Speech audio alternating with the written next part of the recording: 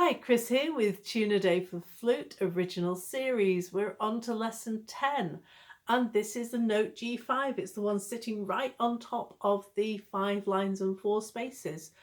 And the finger pattern for G5 is exactly the same as it is for G4. We've just got to give a little bit more power, a little bit more pressure behind it, a smaller position on the mouth as well. Let's have a go. There we go, that's what it should sound like. Maybe warn anybody who's in the room before you have a go, just in case you squeak higher.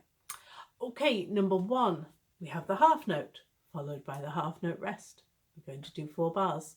Let's have a go. Ready? 2, 3, 4.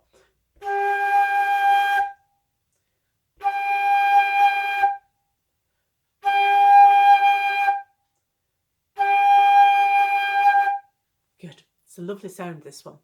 Okay, exercise number 2. We're going to mix up G5 for 2 notes, then G4 for 2 notes, which is the lower one. Back up to G5 for 2 notes, then back down to G4 for 2 notes. Keep doing this till you get happy with it. Ready? 2, 3, 4.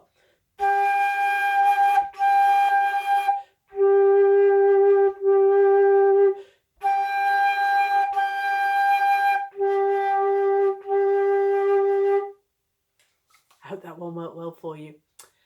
Now, exercise 3. These are octave slurs. Not that easy, not that comfortable to do at this standard.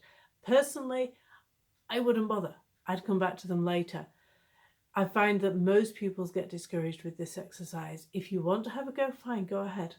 But I'd rather come back to that one later. I hope you don't mind. So the next video is going to be the scale of G major. See you next time.